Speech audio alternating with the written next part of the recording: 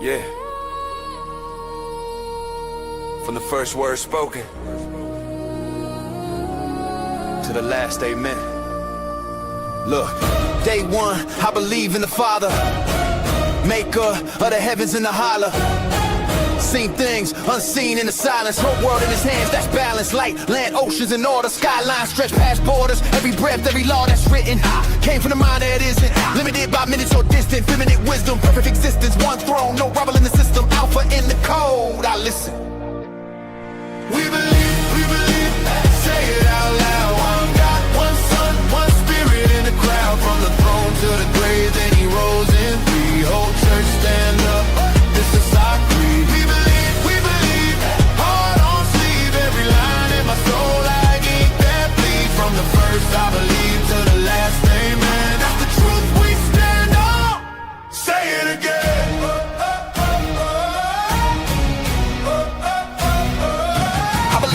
Only one sin, true God, true flesh, that's intent. Born from a woman, promise in the womb, royal in the manger, glory in the gloom. Walked dust, felt hunger in the heat, love wore sandals in the street. Spoke life, storm, heard wind, froze, touch of his hand, blind eyes rose. For I say, took the blame, that's sentence.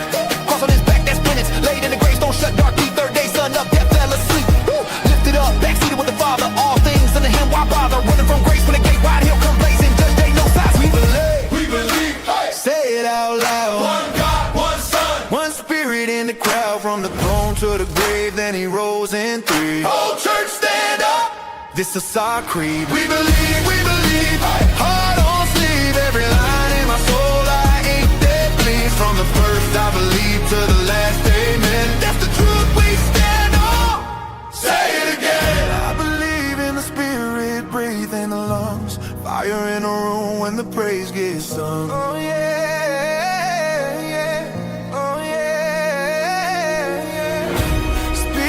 Prophets writes on, holy, holy sets us apart.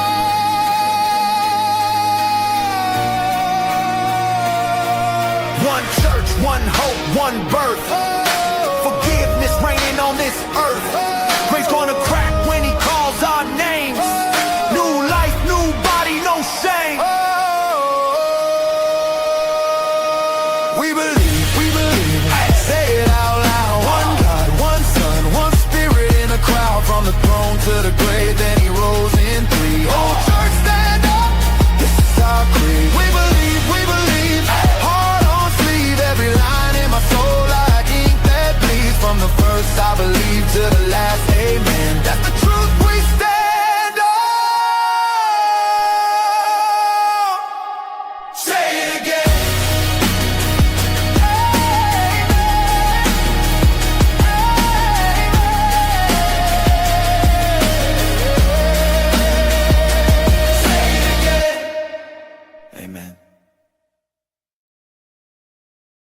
What is up, everybody? Whoa, huge jump in numbers.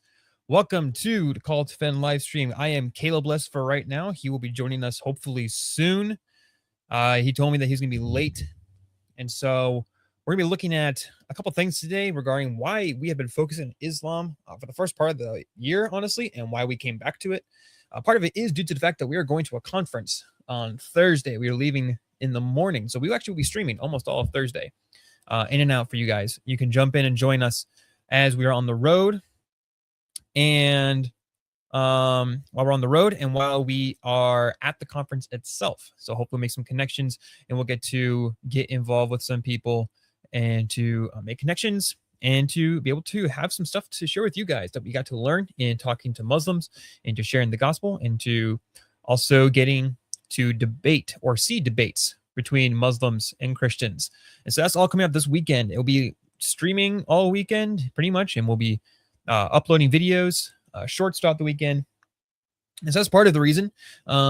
We also have been really kind of focusing on the fact that one, we have 4 channels here. We have like we do 4 channels because we have one main channel and then it filters out to these other channels to kind of give a home base because we do a lot of stuff and sometimes YouTube gets confused. So we have Call to Defend Regular, which I see some of you guys are already on here. We have Call to Defend Apologia, which I see some of you guys are on there as well. Apologia is our polemics and apologetics based channel. It is where we do a lot more of our critiquing of other religions. That's primarily Caleb's work, and I'm on for live streams as well. And so you'll be seeing more of that hopefully this week. After this weekend, we'll get a lot more stuff out of that. And then we have Graphai, which is where we do our regular podcast, and we usually do our more biblical studies and theology. We're posting some stuff on there. We started using that again this past week after a few weeks off. And we have Ecclesia, which is our church history and denomination and all those kind of things. It's mostly church history now and church history theology. Like I have a video on the eternal generation of the Son coming out on Thursday while we're on the road. So you can check that out. We also have a podcast we do on there that's different than the podcast we do on Graphai. The one that's done on Ecclesia is the one done on Ecclesia is more like we have topics that the church has wrestled with or is like in discussion, and we kind of work through them together, Caleb and I. Let's see real quick. Got a you. I don't know what you mean by you, and I see hi. Please shout out me. Okay. Anyways, so part of the reason we've been focusing on Islam this month is due to the fact, like I said, we're going to this conference. And the other reason is because on a Polemic, Polemipol, as is the old name of it, sorry, that was a name that Caleb shot down because it's primarily more like his channel. But on Apologia, that's where we do a lot more of our polemics. And so that was the first polemic that Caleb was really tied into, was Islam. And so when he first came on, he wanted to do a couple apologetic stuff with me, and then he started doing some Islamic stuff. So that's part of it, is that we have a conference coming up and it's really focused on Islam in part. So we're returning to that because of the focus. However, this is good timing. I'm waiting to see if my internet, there we go. Another reason we kind of do this whole polemic for it is not just because we're going to this conference, but also due to the fact that in this year, at least in terms of making it more obvious, there have been a lot of Muslim threats within Christian apologetic spheres. Okay. There have been a lot of people getting threatened. Now, we did a video on this. We did a stream way back when. In fact, let me pull it up for you guys to see on your screens. It's a very unviewed one, but then again, this is when we just started doing live streams. So, you know, it is what it is. Wrong one. This one. Here we go. Share screen. And we're going to go to this page. Here we go. So over here, we have this video. When Dawa turned to doxing. Oops, sorry, it's not on the stage for you guys. There we go. When Dawa turned to doxing, we did this video a little ways back when the first issue that kind of came up was these started, Muslims started doxing, mostly speaking in this terms of Malik, who started doxing David Wood and started trying to take some shots at Inspiring Philosophy as well as God Logic or Avery Austin. Now, David Wood, I think his situation, he had a kind of response, and then he had the whole thing about how they're going to desecrate the Quran until the Muslims backed off. And that's when Caleb made his music video, the very first polemic song that we ever published on our channel. And I can't tell if I am entertained by it or scarred by it. Depends on the day and when he pulls it up. There's days where I'm scarred and there's days where it's fine. But that kind of sparked that whole thing. So part of it was there was a response, and we returned back to Islam apologetics or polemics because of that very issue. Then they started threatening to dox IP. However, some new stuff kind of happened, and I have two videos I wanted to look at today. And hopefully by the time we're done with looking at those two videos, then Caleb will be here because he wanted to talk about these two specific surahs, Surah 9 and Surah 24. Now, we can still go through those, but I know he has more specific thoughts regarding that, and I want to give him the space to be able to share his thoughts on why it is, especially on his heart, that he pushes back so much on Islam. I can give you my thoughts, but I want to kind of show you why we keep pushing back. And it's because, one of the reasons is because they are just, it's just a deceitful religion. All right. What I mean by that is that the perception is given, especially in the West, is that Islam is one that is peaceful and is kind and is good. But when you start to actually look at, first off, the religion itself, and then when you push back just a little bit, and not even really like by much, like you're just kind of pointing out the things that it teaches, there's responses that come from this. And these responses are like never good. So what I'm going to do is I'm going to pull up the screen. This video we're going to show first. Switch over.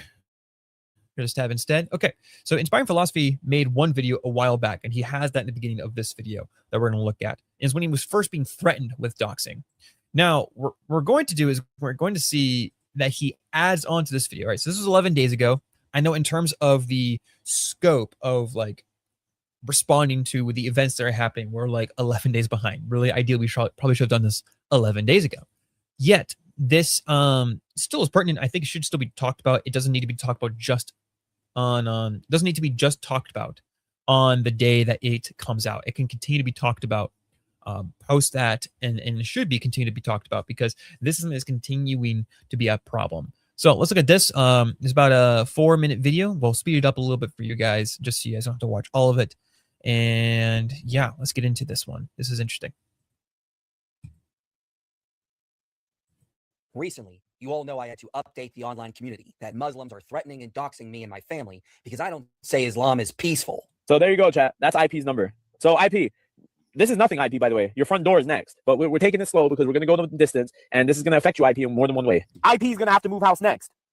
You're going to have to move house next, IP, because you keep saying Islam is so unpeaceful. No, you're the one who provokes. Nobody's stupid, IP, Michael Jones. Your literal sister works at a school that has Muslims in it. You're a little Islamophobe, bro. We need to call the school. Oh, we're going to do it. Trust me. The irony is not lost on anyone who has more than 2 brain cells. You're proving my point that Islam is a violent religion that must be opposed at all costs. Now, since I made that video, no, okay, so just to catch everyone there real quick, that was from the first video he did. Around the same time that David would have made his video. This is all the way back in January when this first started happening. Now, it's not the first time the Muslims ever made threats at all, but it's really the first time that it really started going on a more public sphere in terms of the West actually seen it, especially within the United States. This is something that's been kind of people, you know, the way politics has been working lately and how people are trying to do this whole coexistence thing. They're trying to kind of downplay all this, or don't even realize it's happening, because we've been deceived either by people who are just trying to hide information that are in the Islam sphere or is not in the Islamic sphere. Now, here's the thing. One of the issues with the coexist thing is that it's trying to say that, well, I understand what they want to do, and I can see where their heart at is at. On one hand, they want to try and say that all people should be able to live together and coexist, in the fact that we should not have to be in threat of or fear of other people. And I can get that. The issue is that when you're talking about these different religions, they do not all teach the same thing. That's the other half of the coexisting that at least the people I've talked to tend to misunderstand. Some people are trying to think that this coexisting is that all the religions can be true together, but the problem is they cannot. And let's just start with this very first fact. Islam teaches that Christ did not die on the cross. Historically speaking, there is far more evidence that supports that he did go on the cross. What they'll say is, in response, at least according to the Quran, is that Allah made it to appear like he was on the cross, which means we've all been deceived, or the church's been deceived for approximately 600 years until Muhammad comes along and brings clarity on the issue. So for 600 years, God has lied about who was on the cross. That's an issue. Or he made it clear when they first appeared, but then all this nonsense then came spitting out. Either way, that's a huge issue, and it kind of shows that Allah is a failure. Now, here's the other thing, too. I read this recently in Gregory of Nyssa's response to Eunomius, and the way he puts it is that, for instance, with this, in Islam, you cannot affirm that Allah is Father in any sense. Now, there are some ways to try to get around that, especially because Jesus does bow down and pray to what he says, Father God. He calls him Father. And it's no secret that I lean, like Caleb tries to play more politically correct, I guess, with the idea of there's different views and models of the Trinity. It's very clear that I've made this clear several times. I'm a monarchical Trinitarian. More and more of like a firm, hard monarchical. There's hard monarchical and there's soft monarchical. I'm more towards the hard monarchical, I guess.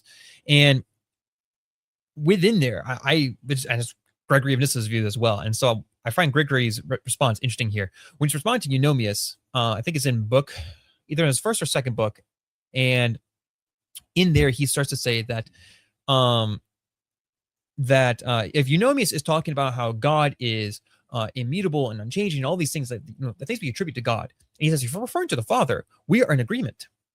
However, he then responds by saying that, look, here's the issue here. You guys don't actually, but you don't actually affirm that, though, because you do not believe that God is Father. So for Gregory of Nyssa, Father is an essential, like, I don't know if I want to use property or component. It's an essential thing to be God, that you need to be Father. Sorry, I hit my microphone. You need to be a father in order to be God. That's Gregory of Nyssa's view. And so that's very counter to what Islam is. So, and that's when he says that if you want to deny that God is Father, then you can just, go be like the Jews who affirm that God is, and there's a person or there's a being called God, and he's the Most High, but he's not the Father. And so in this case, like we really just do not agree with Muslims at all. Like the very fact, firstly, Christ did die on the cross as a historical fact, and that is something that we as Christians obviously believe because that's key to the resurrection.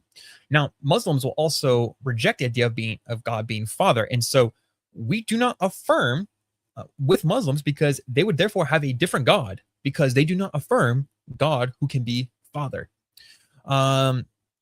So there's already, like, with this whole coexisting, first off, there's theologically just things that just do not go together. We cannot do the whole everything is technically true, especially when Jesus says, I am the way, the truth, and life. No one comes to the Father except through me.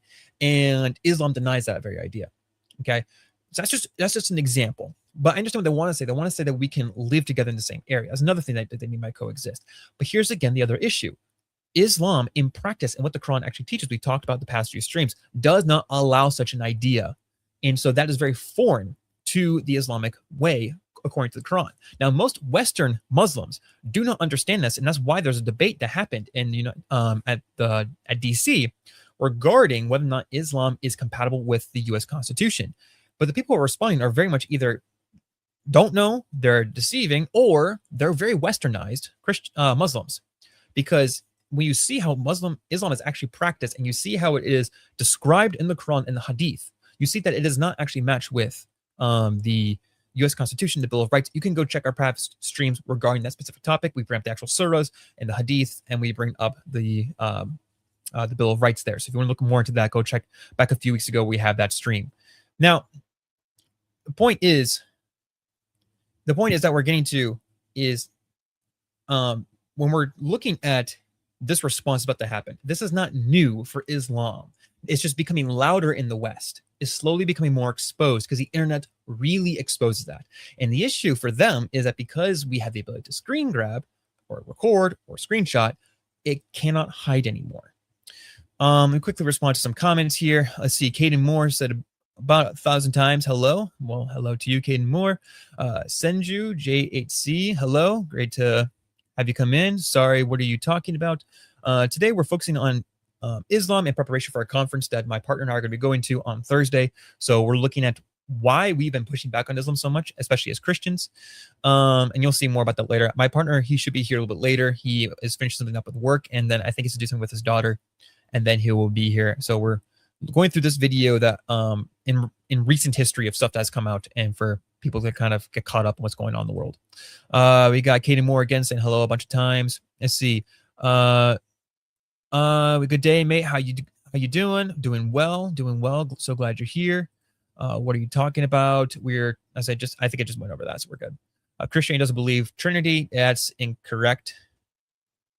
That is factually incorrect. Christianity does believe in the Trinity. You can trace it all the way back to the Apostolic Fathers and the Ante-Nicene Fathers in terms of post-biblical references. We have a video on that actually, and you do find it in the Old and New Testament. I've done a couple videos on the Old Testament specifically because that's more my field, and Caleb has done an entire section on the New Testament. So I would encourage you to go check out our playlist on that. This would just be historically and factually incorrect.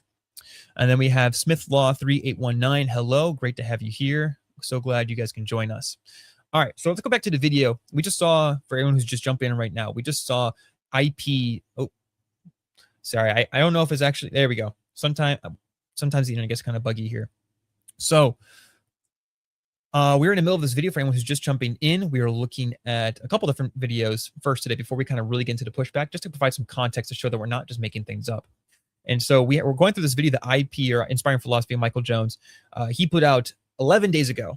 Again, we should have responded to this earlier. Oops, I knew it was there. We just didn't do it. But we're looking at this video where he kind of explains what happened in January, but then what is happening now regarding Muslims that are pushing back on him. So let's pull the screen back up and keep going with this clip because he's got some more information he's going to be sharing with us based on some recent events, not some good ones. Actually, hold on. Let me make sure there's no other comments on Instagram or TikTok.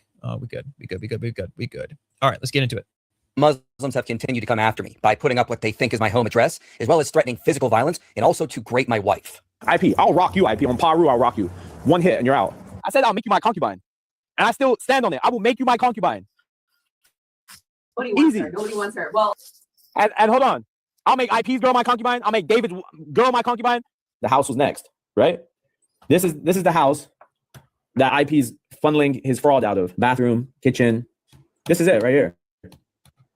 This is where this little blaspheming animal be coming from. On top of all this, when I was in LA, the ringleader of this Muslim circus decided to stalk me and God Logic to the church that we were scheduled to speak at, and he claimed to have a weapon on him. Hey, Henny, hey. All right, so hopefully that's coming clear to you guys, those of you who are watching. But in the event it wasn't coming clear at all, I'll just summarize what just happened there. IP has recorded receipts from screen grabs that he got where there's several Muslims who were saying that they're going to rape his wife. They're saying they're going to make her his concubine, make David Wood's wife their concubines, all these kind of things. They're being very clear that they're being a little too forward, and with their oh, are we frozen? Let's make sure. Okay.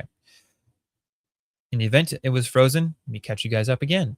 So within that, we had in that video, Inspiring Philosophy having screen recordings and screenshots of Muslims who were threatening to make his wife and David Wood's wife and Avery's wife their concubine.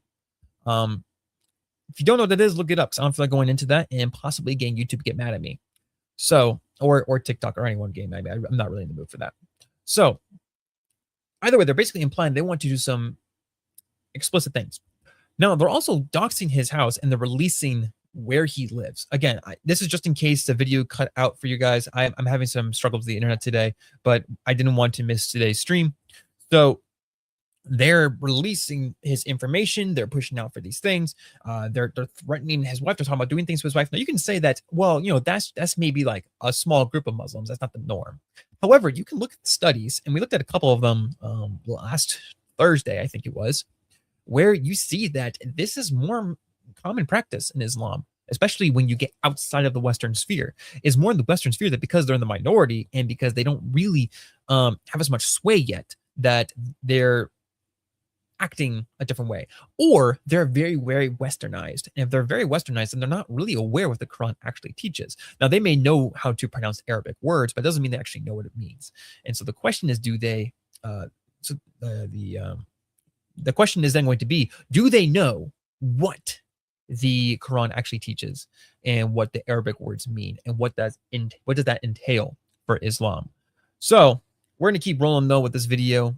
If things keep cutting out, let me know in the comment section just so I'm aware and I can best serve you guys. Here, actually, I'll just do this. I'll even add this to the screen. There we go. But here, let me get the video back up. Let me know in the comments if it's getting buggy or if I'm getting caught. And if I am, no, it's the internet sucking. Anyways. You pee in the back or back pocket or not? Nah, hell no. Not at church. No, not church. I'm talking about the pier. Oh, yeah, I would. Because they call it security right now. Watch. I just seen it. This is why, Issa, I have that sixth sense. You get what I'm saying? Yep. I have the sixth sense. Look, they're right there. The main reason this is pretty terrifying is that... Okay, so right there we have, again, another recording grabbed of Muslims stalking Avery and Avery and Godlike are the same person. Avery and Michael Jones to the church that they were supposed to be speaking at. And so with that, we have some pretty, it's kind of sketchy. And that's not really something you want to be having or seeing. It's concerning that these things are happening. And people want to say that this is not a product of Islam. But again, here's the thing. All Inspired Philosophy has done is just point out some of the errors in the Quran. He's just pointing out some of the errors and the issues that the Hadith teach. But it's not like he's like threatening them. He's not doing things to them. These are just things that they are they're just making these responses. They're jumping to violence. And that is pretty terrifying and pretty problematic. And so let's kind of hear what he has to say about this from his perspective. Once we get this loaded, there we go. You know what I'm saying? Yep. I have the sixth sense. Look, they're right there. The main reason this is pretty terrifying is that other content creators have been going through similar issues and even being targeted by terrorist organizations. I was threatened by a terrorist. We're actually going to watch this video more specifically. I couldn't find it on YouTube and TikTok was giving me issues. So we're going to watch another IP clip where they share the full video of this. We're going to be looking at this one in a bit. So I'll just skip ahead of it for now because I kind of want to be able to see more of the full conversation. Pictures of me, private information, and we're actively looking for my address with plans to unalive me and the Address. On top of all this madness, my wife and I are expecting our second child to be born soon. So to keep my family safe while I keep spreading the gospel online, I have no choice but to move to a new home. We found a reasonably priced home far from here in a gated community for added protection, but I can't afford it on the salary I'm making, especially with another kid coming soon. So that's why I'm asking you for help. I created a GoFundMe, which is linked below, which you can give to and help us move to a new home. Please help me keep my family safe, and I'll keep fighting. I'll keep spreading the gospel. All right, so within that, I mean, we clearly see that what this has done, and this is just like a few of the recordings where he was just sharing. There could be more. That could be all there is. There could be more, especially if there's things being shared. We don't know how many things are being done. For instance, David 1, when he was sharing about what he was going through, there was a few recordings that he shared specifically from Malik, but there was a ton of recording receipts in terms of the actual phone calls that he was receiving. So with that, with that kind of thing, what we're seeing is that they do not really, especially those who are more aware of what Islam actually is, what it actually teaches, which I have a Quran. I have read through. Caleb has read through it numerous times. I've read through it. I've polemicized again. I've talked to Muslims online and in person. Either they don't know or they do know, and they therefore try to find some way around it all. The problem is this.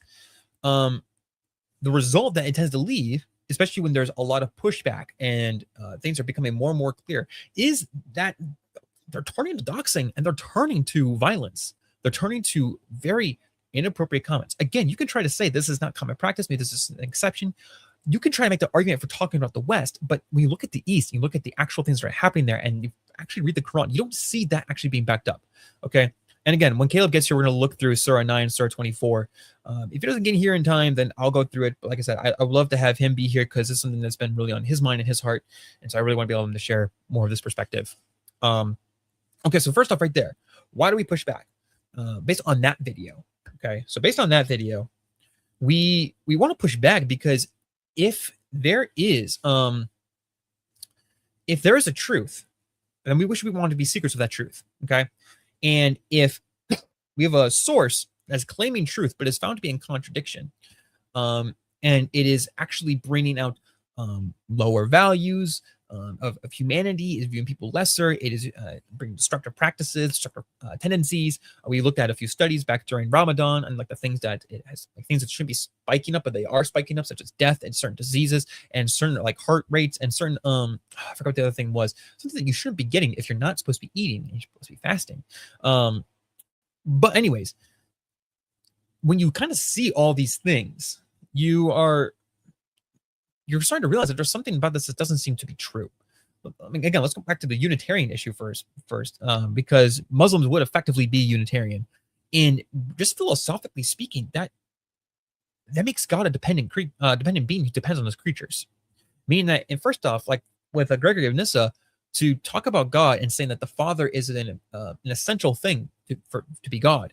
So for Gregory's mind, you can't be God and not Father.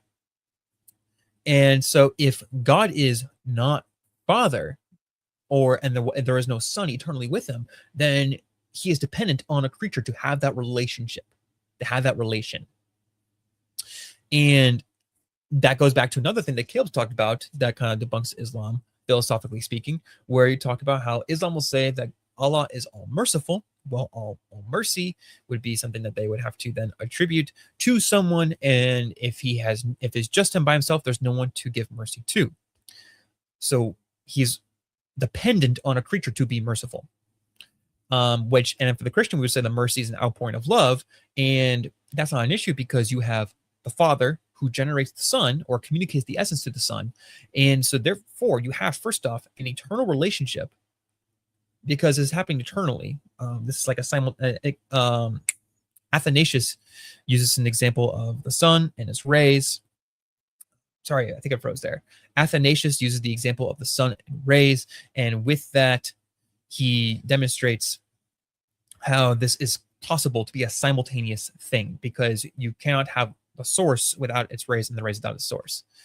And so when you consider those things, you get around the issue of a dependent God because you don't have a being that is dependent on another creature because the Son is eternally with him and they're of the same essence as the Nicene Creed says, they're homoousion. But Islam is dependent on that. So because it is dependent with Islam being Unitarian, they have a God who is dependent on creatures. That is the Muslim God. In order to be merciful, in order to be loving, in order to be any of these things, he's dependent on creatures. He's dependent on creatures for these things. Let's hit some comments real quick. We got, let's see. Nah, Muslim better. I would strongly disagree, as first off, you have a lot of philosophical issues, you got a lot of ethical issues, you got statistical issues, you got contradictions. We've done so many videos on these that you can see a lot of the issues here. In fact, hold on. Are we good? In fact, we have a stream from last Thursday, I think it is, where we see, is it Thursday or Tuesday? I think it's Tuesday, last Tuesday maybe, where we look at several of the things you don't want to be said in Islam, in the Quran. Last Thursday, there we go. Last Thursday was then went through the Hadith, and we looked at several things that are strong Hadith, and you don't really want to affirm those. So saying that Muslim better, just all the data says no. Nah, all cap. Cool. What's your religion? I am a Christian. That enough said on that front. Let me check, make sure there's no other comments. Instagram looks like we're good right now. Sorry guys. Some of the programs don't show me what comments pull in where, so I have to check on different devices in order to get them to show up. Let's make sure there's nothing on TikTok. Alrighty. Doesn't look like we have anything up there, so we should be pretty good right now. Yeah, we're good. All right. So Islam, we're already seeing with IP's video that he just did. You have video receipts. Hold on. We good? Okay. We already saw in IP's video that we have video receipts. We have screenshots. We got things that were even just done on live stream. People like were able to catch on live stream. Stalking, inappropriate remarks regarding other people's wives. Talking about being violent towards them.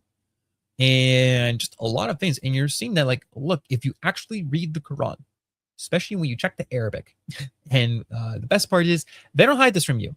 And that I don't mean the translations. I mean the Quran. It's like the Quran website itself, and the interlinear does not hide these things from you. They do promote these things. Again, you can check our past 2 live streams where we go through these things, and you see, nope, that's an issue. Things are being promoted, things are being taught, things are being recommended, if you will, that are very problematic. Anyways, so that's just one video. Now we have another video. Hold on, we frozen again? All right. So we have another video that we're going to look at today. It's another one from IP. We're cruising through them. It's about a 6-minute video. So we will look at that video. All right, let's get this up. Share the screen.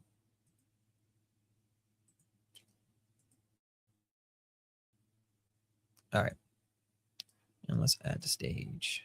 There we go. And let's do bam. Bam. All right.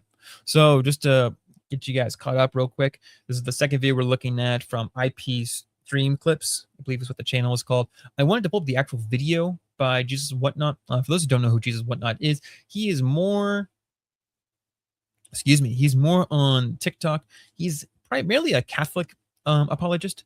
And what that means is that he's primarily, he does some apologetics or polemics towards Islam, but he does a lot more apologetics in defense of Catholicism as the one true church, as opposed to Protestantism and Eastern Orthodoxy. And he does a lot of polemics regarding Eastern Orthodoxy,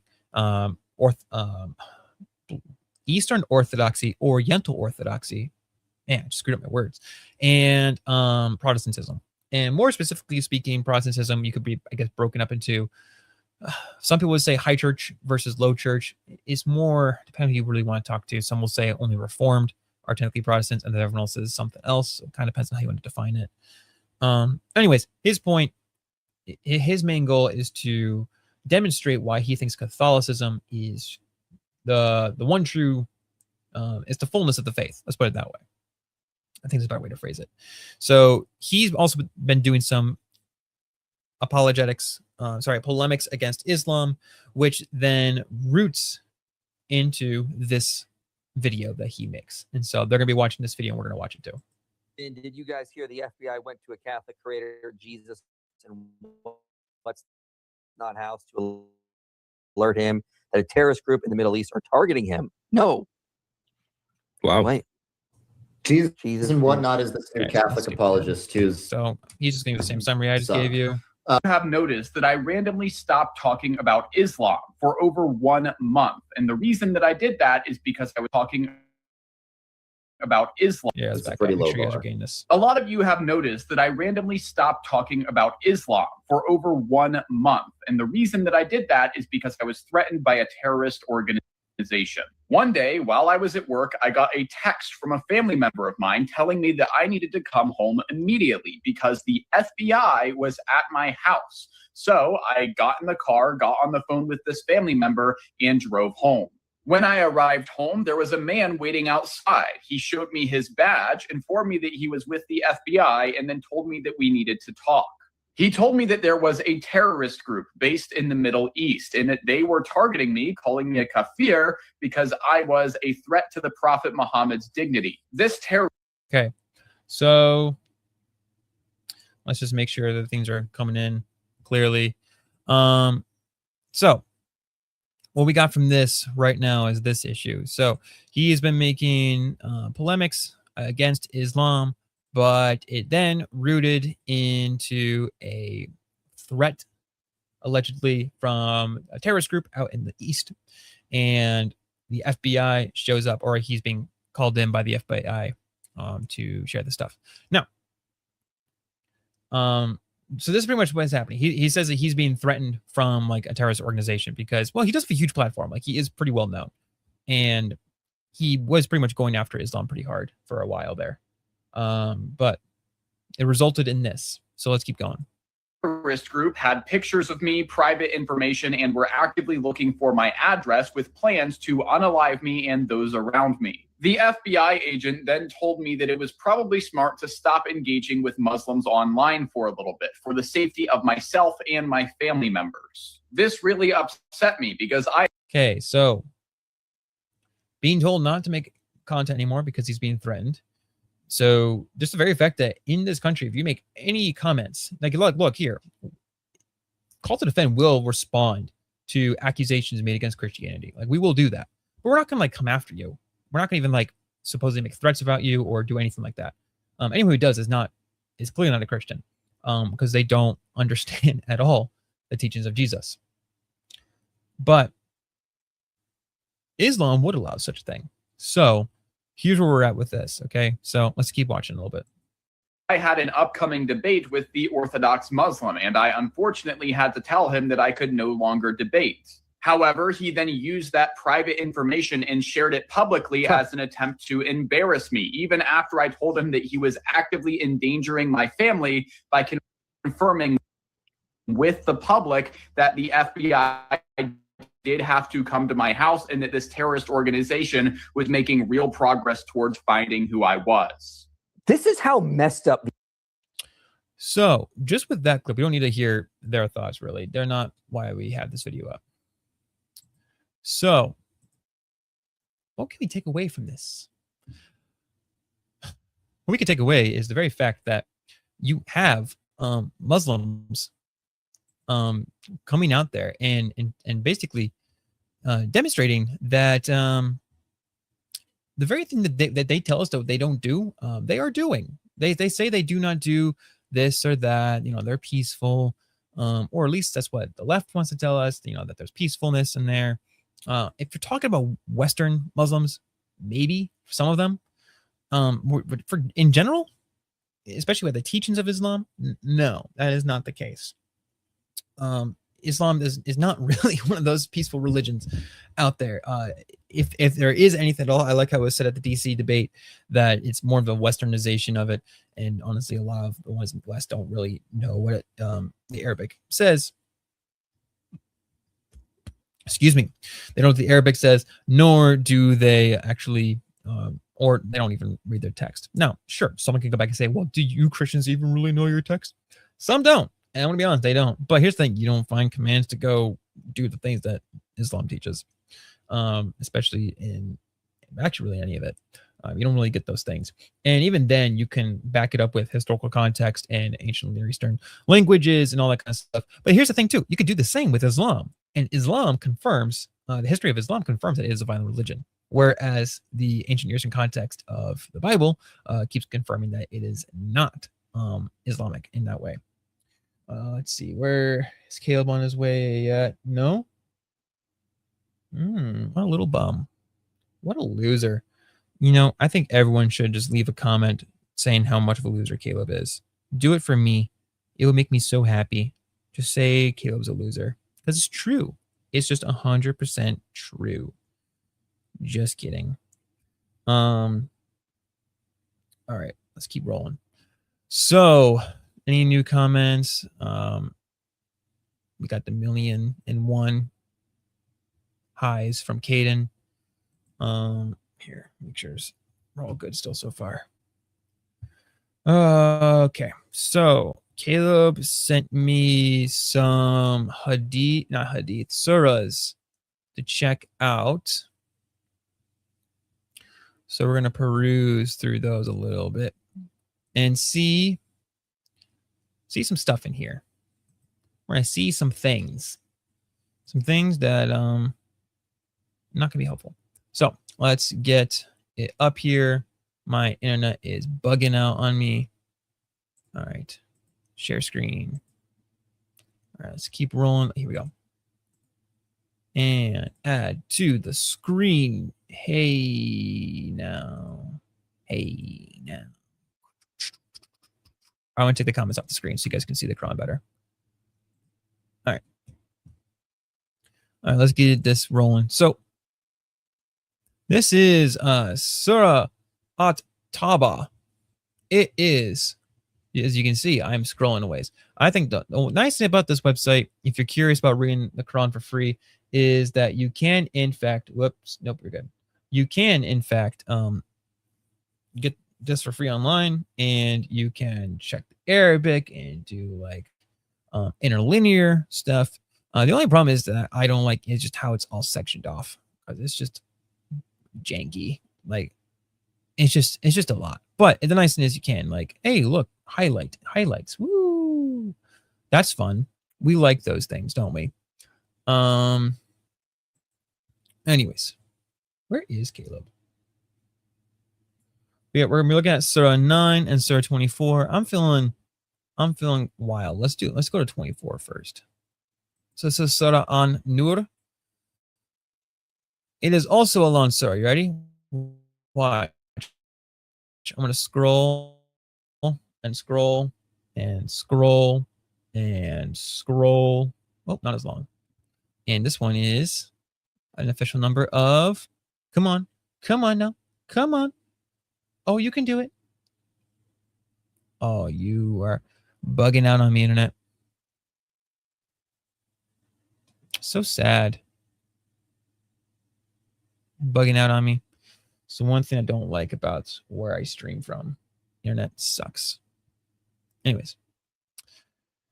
I think I stalled long enough for Kel to try and show up, and he has not done so. So this is a surah which we have revealed and made its ruling obligatory and revealed in a clear commandments so that you may be mindful. Okay, so we have clear commandments. So in case there's any speculation that I might be wrong here, we go from right to left. This is similar to Semitic languages, specifically Hebrew. Very different writing structure though.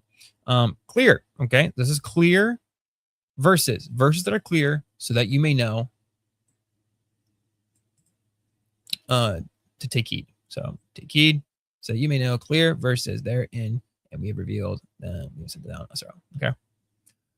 So as for female and male fornicators, give each of them 100 lashes, and do not let pity for them make you lenient in enforcing the law of Allah. If you truly believe in Allah and the last day, and let a number of believers witness their punishment. Ayah 3, male fornicator would only marry a female fornicator or idolatress, and a female fornicator would only be married to a fornicator of idolater. This is all forbidden to the believers. Those who accuse chaste women of adultery and fail to produce 4 witnesses, give them 80 lashes each, and do not ever accept any testimony from them, for they are indeed the rebellious.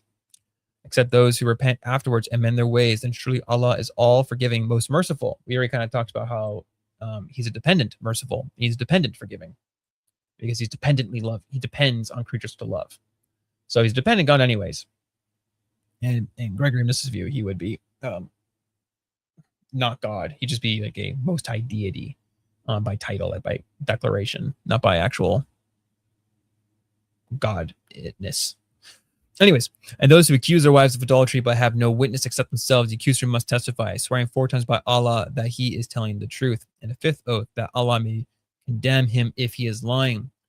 For her to be spared the punishment, she must swear 4 times by Allah that he is telling a lie. Okay, so far, remember, these are things that it is clear commandments.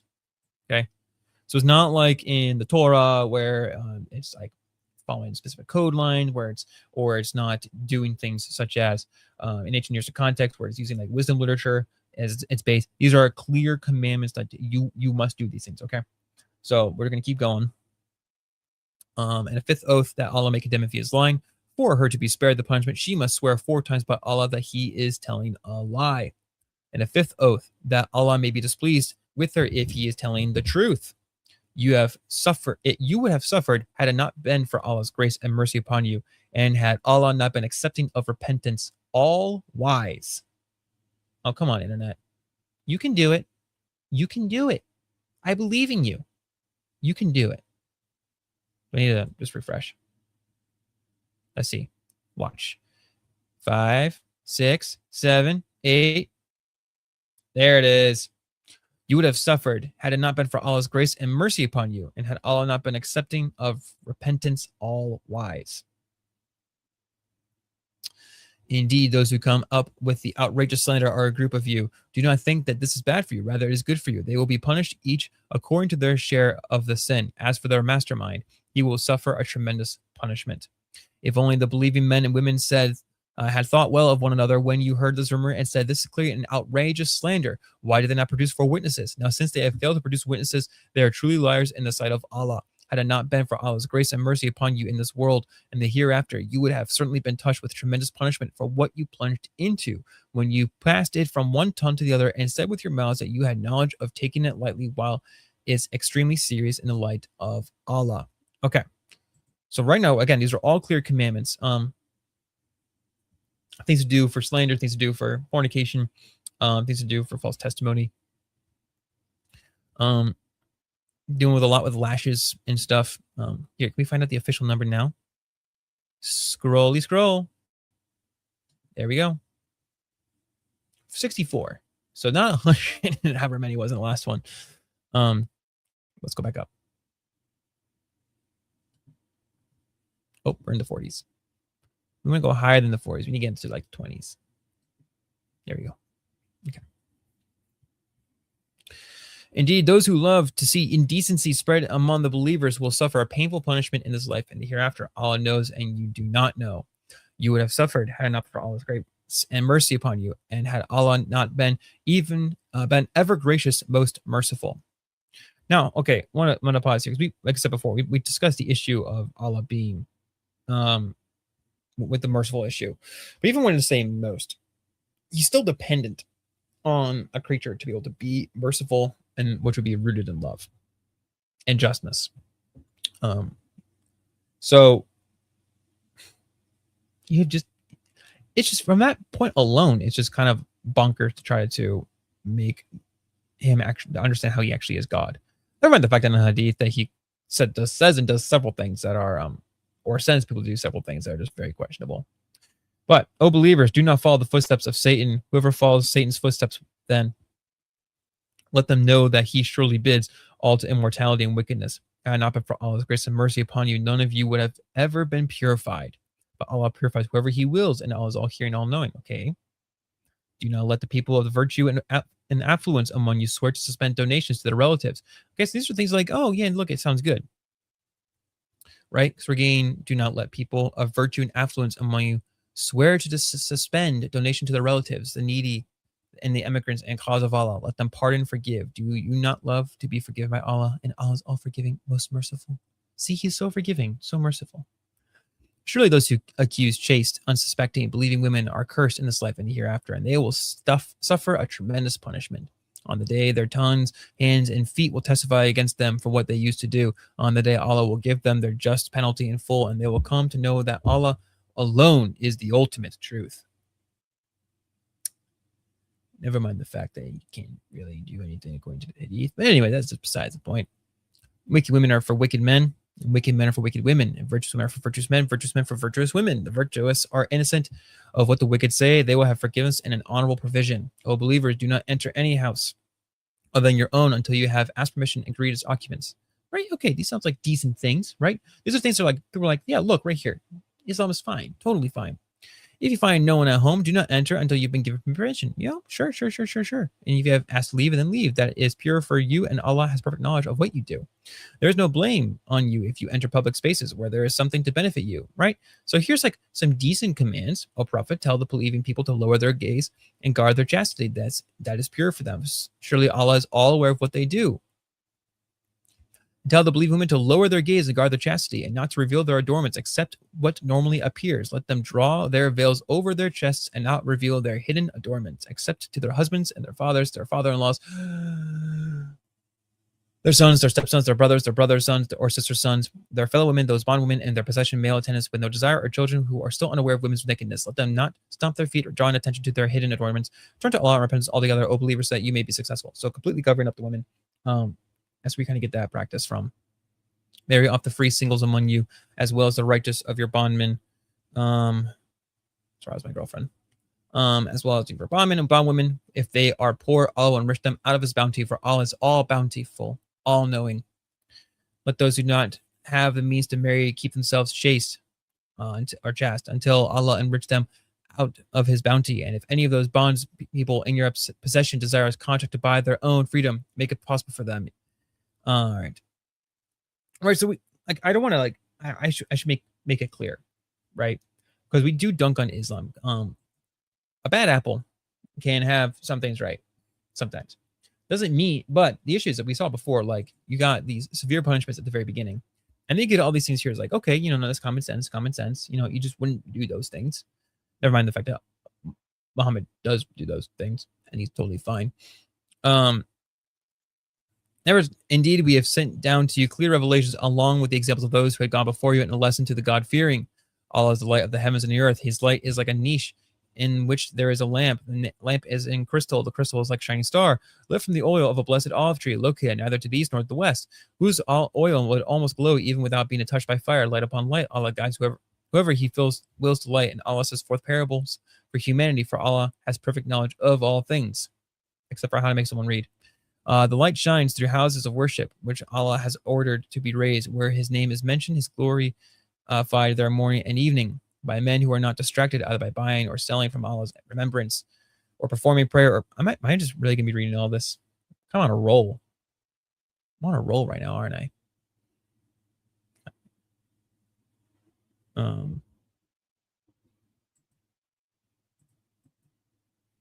I don't think that's true.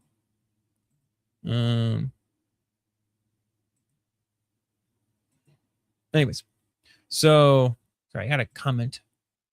I don't know if this is the bot or not, because if it's not, this would be the first time ever, which is new, cool. But also, I don't know, because we have had bots earlier in this chat. So if it's off the check, I can't see which account it's on. I don't think we can. I don't know if we're monetizable yet. Are we? I don't think so. Find out.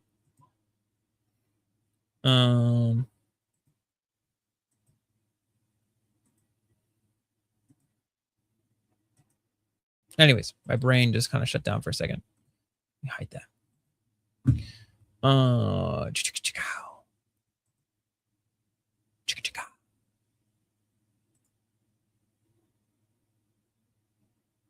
Anyways, sorry. I need to stop getting distracted. But it's so fun being distracted, Being distracted is a good way to go sometimes. Let's see. Oops. There you go. All right. So we were working through some of the Quran here. in Surah 24. I'm still waiting for Caleb. As for the disbelievers, their deeds are like a mirage in a desert, which the thirsty perceive as water, but when they approach it, they find it to be nothing. And so they find Allah there in the hereafter ready to settle their account, and Allah is swift and reckoning. Or their deeds are like darkness in deep sea, covered by waves upon waves, topped by dark clouds. Darkness upon darkness, if one stretches out their hand, they can hardly see it, and whoever Allah does not bless with light. Excuse me. It's my dinner. Had a friend from church deliver this nice massive thing of pasta and meatballs, and I ate way too much. However, I had a good leg workout today, so it was kind of worth it. But all those carbs are kind of coming back to fight me right now. Should have drank more water. Where did we leave off? Right here. Do you not see that Allah is glorified by all those in heaven and the earth? Even the birds are as they soar, each instinctively know their manner of prayer and glorification, and Allah's perfect knowledge of all that they do. To Allah alone belong the kingdom of heavens and the earth, and to Allah's final return. Meatballs. Do you not see that Allah gently drives the clouds that joins them together, piling them into the masses, from which you see raindrops come forth, and he sends down from the sky mountains of clouds. We've kind of left the whole commands thing with surah, right? And we say like 30 surahs ago, no, 45 surahs ago, we're doing clear commands. He alternates day and night. Allah created from water every living creature. Some of the crawl on the belly, some walk on 2 legs, some walk on all 4. Allah creates whatever he wills.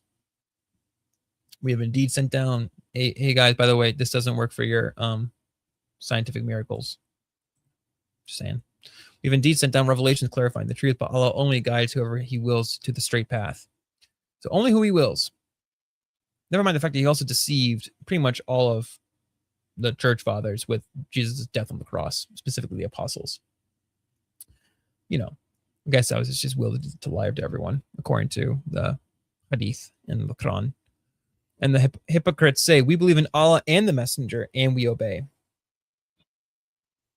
And then a group of them turns away so soon after that. These are not true believers. And as soon as they are called to Allah, his messengers, so he may judge between them, a group of them turns away. But if the truth isn't there, I said truth. If the truth, you want to say truth, not truth, is an affair they come to him fully submitting. Is there a sickness in their hearts, or they doubt in mind, or do they fear that Allah's messenger will be unjust to them? In fact, it is they who are the true wrongdoers. The only response of the true believers when they are called to Allah and his messenger so that he may judge between them is to say, we hear and obey. It is they who will truly succeed. Whoever obeys Allah and his messenger and fears Allah and is mindful of him, then it is they who will truly triumph. They swear by Allah their most solemn oaths that if you, O Prophet, were to command them, they would certainly march forth in Allah's cause. Say you do not have to swear, your obedience is well known. Truly Allah is all aware of what you do. Say obey Allah and obey the messenger. But if you turn away, then he is only responsible for his duty and you are responsible for yours. And if you obey him, you will be rightly guided. The messenger's duty is only to deliver the message clearly. Allah is promised those of you who believe and do good that he will certainly make them successful in the land, as he did with those before. And he will surely establish for them their faith, which has been chosen for them, and will indeed change their fear into security, provided that they worship me, associating nothing with me. But whoever disbelieves after this promise is they who will be rebellious. Moreover, establish prayers, pay alms taxes, obey the messenger, so you may be shown mercy. Do not think, O Prophet, that the disbelievers can escape in the land. Their fire will be their home. Indeed, what an evil destination. Hey, we're going to hell, guys, for being Christian. O believers, let those bondspeople in your possession and those of you who are still underage ask for permission to come in at 3 times before dawn prayer, when you take off your outer clothes at noon, and after the late evening prayer. These are 3 times of privacy for you. Other than these times, there is no blame on you or them to move freely, attending to one another. This is how Allah makes the revelations clear to you, for Allah is all-knowing, all-wise.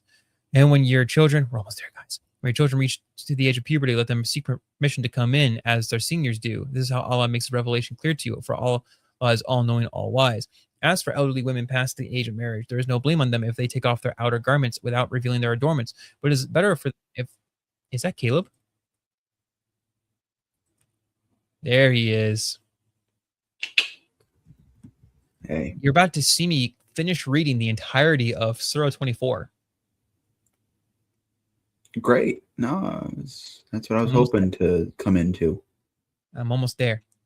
As for elderly women past, and let me cook. As for elderly women past the age of marriage, there is no blame on them if they take off their outer garments without revealing their adornments, but it is better for them if they avoid this altogether, and Allah is all hearing, all knowing.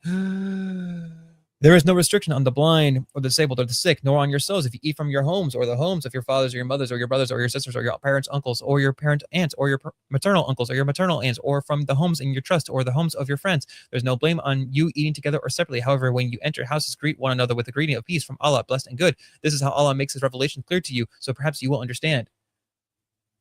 Almost there. There's three left. The true believers are only those who believe in Allah and his messenger, and when they are with him on the public matter, they do not leave without his permission. Indeed, those who ask your permission, O Prophet, are the ones who truly believe in Allah and his messenger. So when they ask your permission for a private matter, grant permission to whoever you wish and ask Allah's forgiveness for them. Surely Allah is all forgiving, all most merciful. Do not treat the messenger's summons to you as lightly as your summons to one another. Allah certainly knows those who you will slip away, hiding behind others. So let those who disobey his orders beware of, for an affliction may befall them, or a painful torment may overtake them. Surely to Allah belongs whatever is in heaven and earth. He knows well what you stand for, and on the day will all be returned to him. He will inform them of what they did, for Allah has perfect knowledge of all things. Okay. Cook through all of that. First off, I want to point out that this entire chapter, it said this chapter was dedicated to commands, and it abandoned that 20 verses later. And that annoys me. Point being, Caleb, I know you have more specific thoughts on this. But let's go with this. I don't know what this is. So this is Surah 24.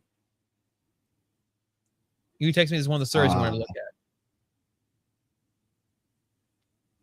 at. Maybe. You texted me 9 and 24. 94. 94. My text says 24. That might have been speech to text. Because I sent that while I was driving. I feel like an idiot. Did you read the whole surah? I did. I was so proud of myself too. But here's the thing. I want to point out with Surah 24. Hold on. Okay, I'll let you cook. I want a caveat. But that's fantastic. I want a caveat. Okay. First off, Surah 24 makes it very clear that Allah is all merciful. He's all knowing. He's that his commands are true. Am I frozen? There we go. Come on. There we go. First off, as I mentioned before, the merciful thing, it does not work philosophically speaking. Allah is a dependent God in that factor. All knowing, I just want to point out again with the hadith that we looked at and the surahs we looked at, there's too many times when Allah doesn't know what the heck he's doing. But let's just go with this. This surah, in short, is making these claims and orders on how people ought to live. And there's some things you can say, oh, that's probably kind of true. It's the meatballs again.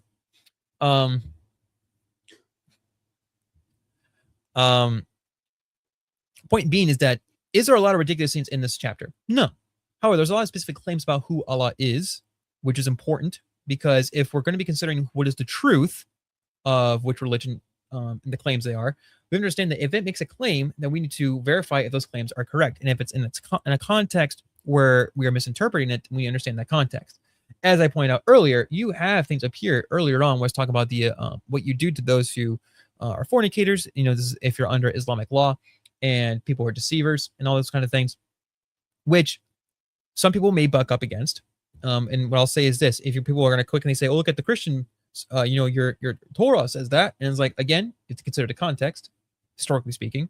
But and that functions very differently. But at the same time, with the Islamic one, you can actually check the history where they actually do this, and they still do this to this day.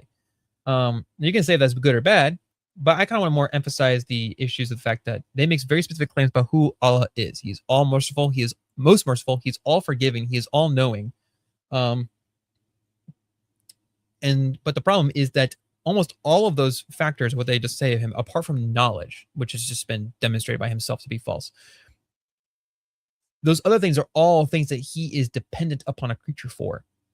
Caleb, you weren't here for this, but I was listening to a lecture and I was reading Nissa, of course, and Athanasius today. And what I found fascinating was Nissa the way he actually responds, one of the ways he responds to Eunomius is that he says, like, if you're talking about God and something like these properties, like the omnis and all these kind of things, the immutability and all those kinds of things. If you're talking about the Father, we totally agree with you. We have no problem there. We're totally good with that. So here's your problem, though. For Gregory, as he clears out the rest of that paragraph, he makes it very clear that he and the Cappadocians believe that fatherhood is am I frozen? Okay. He and the Cappadocians, but especially him, argue that it is essential that God is a father, which is why they treat father as title and God as name.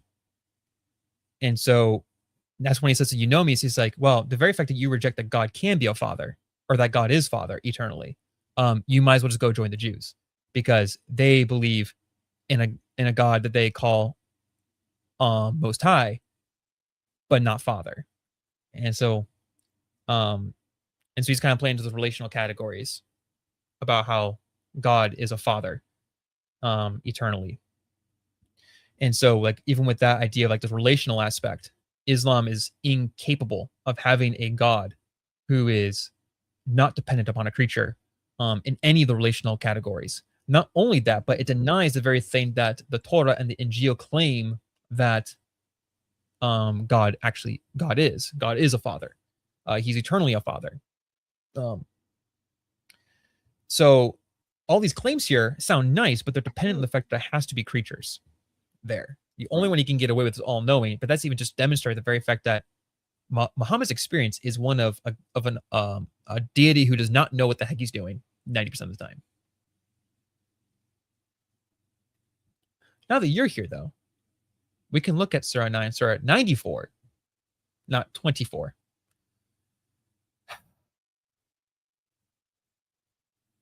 Yeah.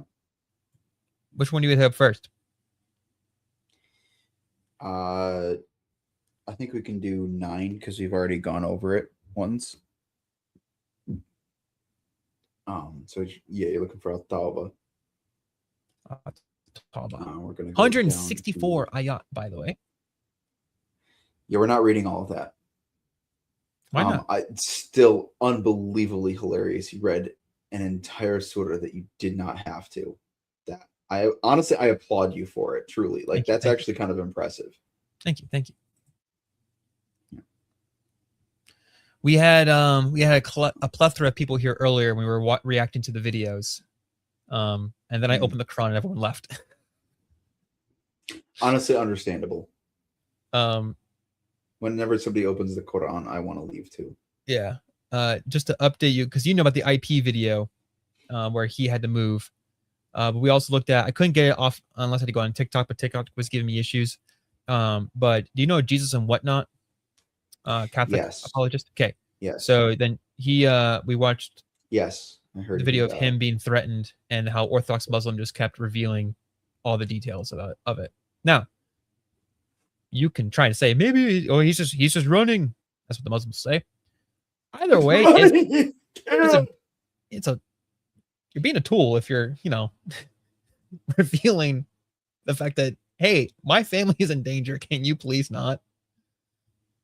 Yeah. But what do you? Yeah. Yeah. Anyways, you all right? Yeah, I walked in the door for the first time in 13 hours about 2 minutes before I hopped on stream. So I am beat. I've had an extremely long day and a really weird day.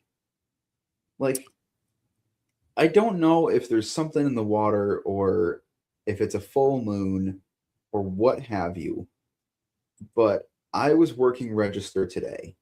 And I don't know, man. All the weirdos came out today. It is a Tuesday night. It is. And like on the way back, right? Because I was taking my daughter to my parents' house. Yeah. While I wasn't home. On the way to come and get her, I was at a stoplight and I looked to my right, and I kid you not, there was a woman making out with a lizard. Like, had the lizard in both hands and was just kissing it. Was this an actual lizard or a person dressed as a Actual lizard? lizard. Nope, actual lizard holding it in her hands. There was tongue. And I can't unsee it. And the phrase that went through my head is not something that I can repeat on stream. But the actual phrase that went through my head was, what the man? Like, exactly that. What the man? Because I'm just parked at a stoplight, looking at a woman making out with a lizard. And then, so the way the stoplight worked, I was turning left, and we had a left turn stoplight. Yeah. And there was also a straight lane, and she was in the straight lane, funnily enough, ironically enough, I guess. And so their light turns green first, and I just watch her put the lizard on her shoulder and just drive. Like, it was normal. Like, there was nothing weird about that. And I have to share not only a planet, but a community with that person. Because, like, maybe she's here just visiting, but maybe not. Maybe she lives in this area. And if she lives in this area, I now have the knowledge that someone in my community slips the tongue to lizards. And I'm not okay with that. I'm not either. I don't know how I feel about you telling me this. Somebody else needs to know. Now the entire stream and anyone who watches back will know. I'm going to say I cannot be the only one cursed with this knowledge.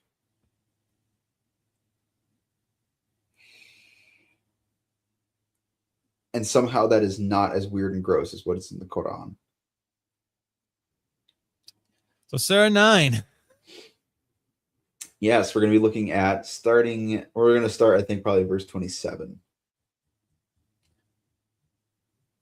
We're only going to read through 32.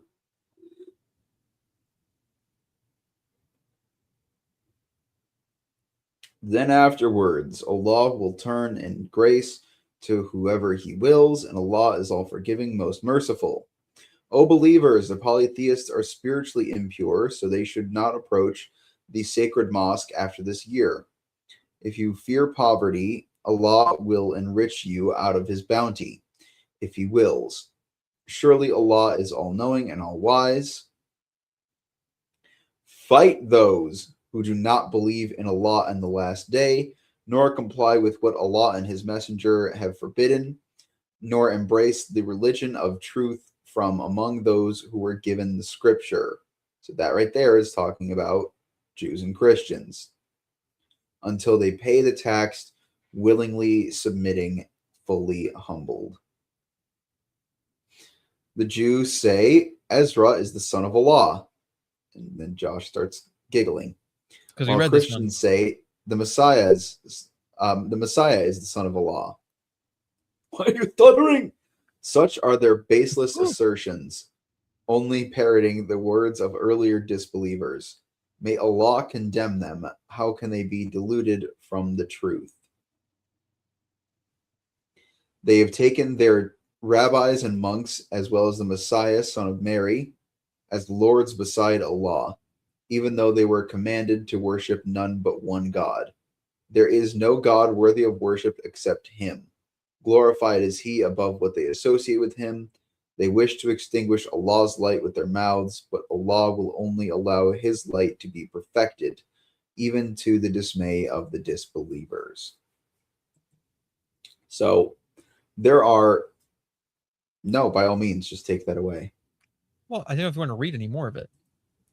Well, I was going to point things out in it. Oh, that's easy to switch back. So, point 1. But Allah will only allow his light to be perfected. That would entail that his light is currently not perfect. you're going to perfect something, if something is to be perfected, that's future conditional. That means his light is not currently perfect. Therefore, Allah is insufficient in some way presently. So you're telling me that Allah has always been, he was eternally, or yeah, we'll go with eternally insufficient, and now will continue to be insufficient. Correct, until apparently Muslims perfect him and make him sufficient. That's a good point. Yeah. And then if we go up a little bit, we have verse 31 there. They have taken their rabbis and monks as well as the Messiah, son of Mary, as lords beside Allah. Well, gee, pal, where did we get that idea from? Could it be from the followers that you made uppermost? Unquote. Which, you know, is the disciples of Jesus Christ. Like, hang on, let me see. Let me pull up the notes because I'm kind of just going off the cuff right now. Well, let's go. I'll just chime in for a sec. So we have, like I said, Go they've ahead. taken the rabbis and monks as well as the Messiah, son of Mary, as lords beside Allah. So firstly, no, those would they do not take the rabbis and monks as well as, they're not. We do not conflate the two together. Now, if they ever did historically, more likely the Jews did, but if they ever did, then they would in fact not be Christians anyways, because they worship other than the triad.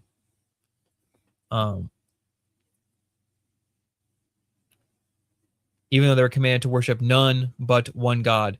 Yet the Messiah never rejects any of the worship ever. So he must be a false Messiah then.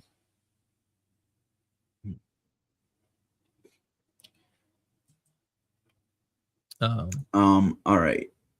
So I want to pull up.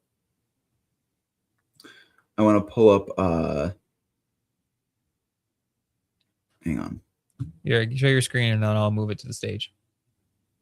Well, yeah, hang on. Give me a second here.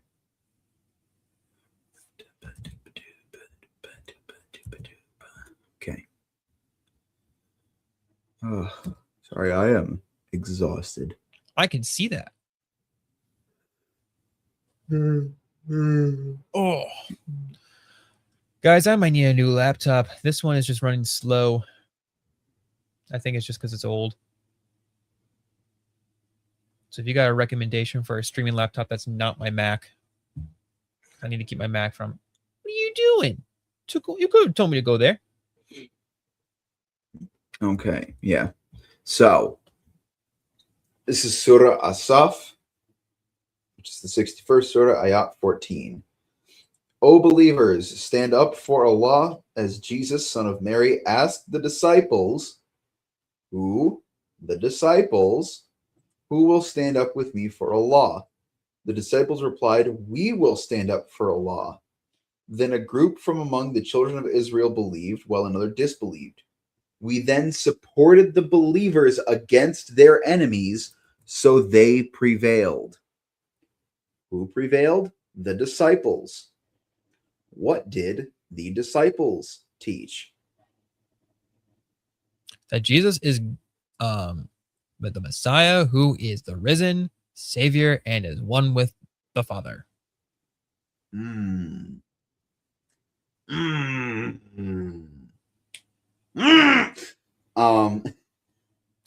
Yeah, pretty explicitly, right? And so they Muslims will say that, firstly, that they'll say the Injil, if we have it today, would be Matthew, Mark, Luke, and John. Or they'd probably discount Mark and Luke, and they'd say it's Matthew and John, right? The eyewitnesses of Christ, they're his disciples. It's like, okay, well, John is the most Christological book of the four canonical Gospels. I can't tell if Josh is frozen or if he's just motionless. Nope, okay, he's just motionless. He's like Drax. I was about to make that reference, actually. Yeah. I'm saying so still, he's not visible. Yeah. And then Matthew is certainly no stranger to any sort of Christology. I mean, he is pointing out divine events that Jesus does all the time.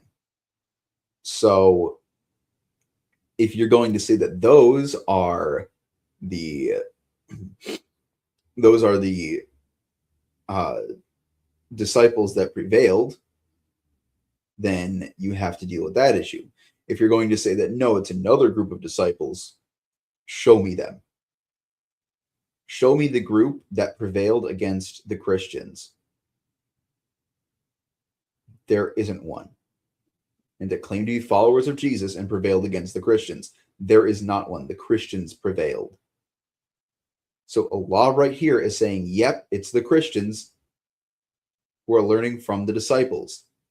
Furthermore, we don't just have Matthew and John as direct disciples of Jesus who wrote things down. We also have Peter. Right? And Peter, very much in that Christological lane. Then you have James and Jude, who were not among the 12 apostles, but were direct disciples of Jesus Christ. And then they will not accept him, but Paul himself learns in Arabia, funnily enough, from Jesus. Right? That's what Paul's claim is, that he received revelation directly from Christ himself. There's a cool little thing that I'm working on right now to kind of prove that happened. Nice.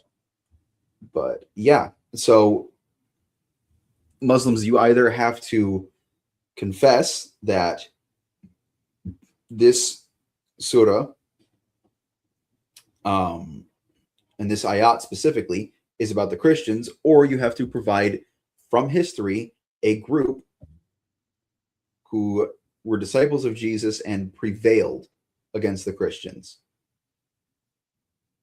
And so here we have the Tafsirs of Ibn Kathir, right? So this is like the guy for them. So right here, we have Allah said, and then he quotes this portion. We supported the believers against their enemies, so they prevailed, right? He quotes that version in the Arabic. He says, and that Ibn Kathir says that this is what this means. So we gave power to those who believed against their enemies. That is, we gave them victory over the group of Christians which defied them. Where? Who? Show me the group. And now hello? We're good. Okay. And then, and so he says, and they became the victorious, the uppermost, over the disbelieving group when we sent Muhammad. Yeah, pal, that's not what this says. Straight up. That's not what this says. You just added that completely. And like, hang on, where's the full story? Show me everything. Show him everything. This is the proof. The proof that you don't know what you're talking about. Right, exactly. Okay. So tell you what, Josh, I'm going to pull you. We're going to read the whole surah because we are pretty quick. It's pretty quick. Hold on, I'm a speed reader. I got you. All right, go ahead. Oh, stretch out my non-vocalized muscles. Whatever is in the heavens and whatever is on the earth glorifies Allah, for He alone is the Almighty, All-Wise. O believers, why do you say what you do not do? How despicable is it in the sight of Allah that you say what you do not do? Surely Allah loves those who fight in His cause. Sorry, my mouse is in my way. Surely Allah loves those who fight in His cause in solid ranks as if they are one concrete structure. Remember, O Prophet, when Moses said to his people, O my people, why do you hurt me when you already know I am Allah's messenger to you? So when they persistently deviated, Allah caused their hearts to deviate. For Allah does not guide the rebellious people. Really quick, amazing that Moses was using the Arabic name. Maybe that's why they didn't believe him. Perhaps. Anyways, And remember when Jesus, son of Mary, said, O children of Israel, I am truly Allah's messenger to you, confirming the Torah which came before me and giving good news of a messenger after me whose name will be Ahmed. Ahmad. Well, there's some translations where there's an E there instead. Continuing on. Yet when the prophet came to them with clear proofs, they said, this is pure magic. So I do want to just quickly address this because, you know, whose name will be Ahmad. So they have a little footnote. Ahmad is another name for the prophet Momo, peace be upon him. Both are derived from Hamada, which means praise. Some Muslim scholars believe this refers to John 14:16, where Jesus says, and I will ask the Father, and he will give you another butchering of Parakletos to be with you forever. Parakletos is a Greek word that means the praised one. The name of Momo appears several times in the Gospel of Barnabas, which is deemed Christian. Oh boy, which is deemed apocryphal by Christian authorities. Yes, guys, because it's from the 14th century. It's in Spain in the 14th century.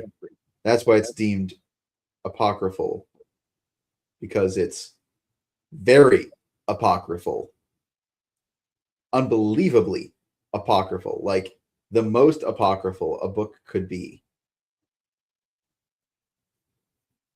But regarding the Parakletos, we've gone over this before.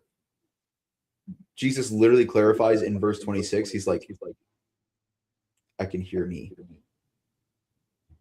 Don't know why you're hearing you. I am echoing. Interesting. You weren't before. Were you before? No. Then it must just be something on your end then. Gay. Oh wait. Now it's gone. Yep, that was just you then. Or whatever. Jesus literally says the Parakletos, the Holy Spirit. Right? He specifically clarifies who the Parakletos is. So unless Momo is the Holy Spirit, it ain't about Momo. I didn't realize Momo was a spirit. Yes, we're getting Gnostic on it now. Anyways, continuing on.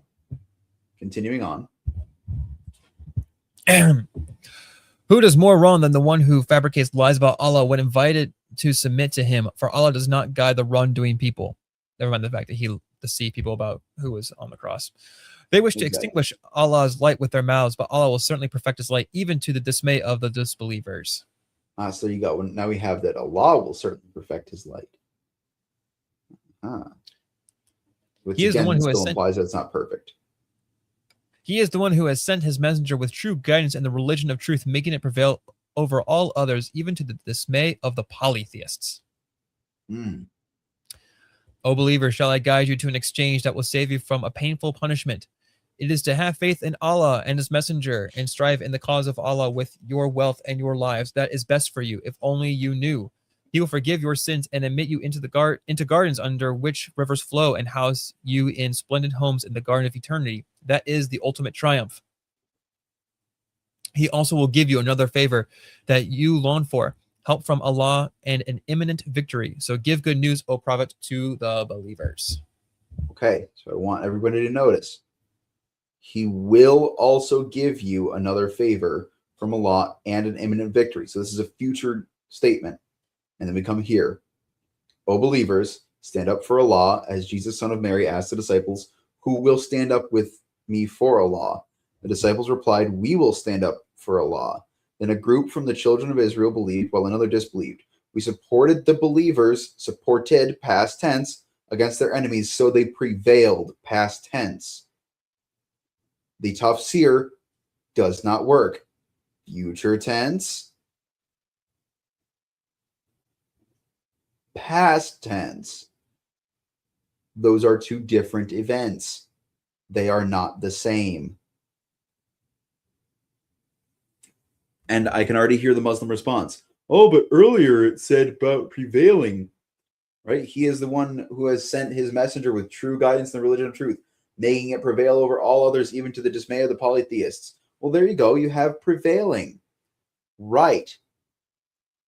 In a completely different context, talking about a different people group.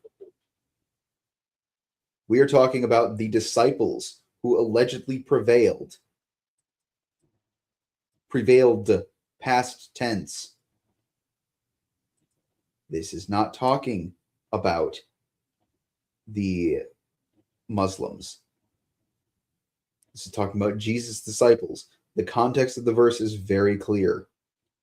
You don't even need to leave the verse, but even if you do, it only becomes more clear. So you need to find me disciples of Jesus who prevailed over the Christians and maintained Islam. Find me that in history. They don't exist. Ah, that is unfortunate for the Muslim. I just want to say the Aryans and the Eunomians, but even then, they didn't prevail. They tried.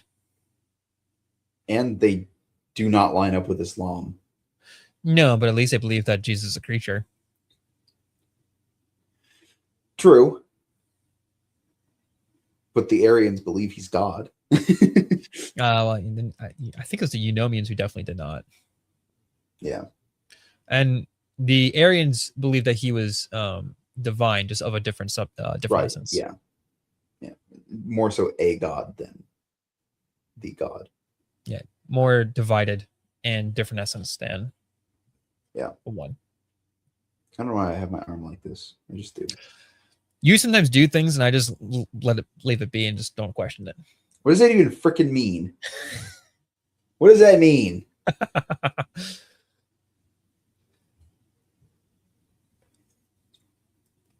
It means what it means. All right. So the Quran, to no one's surprise, gets things very historical. I will punt your mom. Gets things very Why? historically inaccurate. Not you. So I'd say that was a bit of an extreme random reaction. The website. Oh crap! Did I get that wrong? Is it?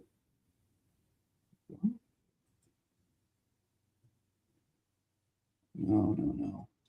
Where is it? Where is it? Ah.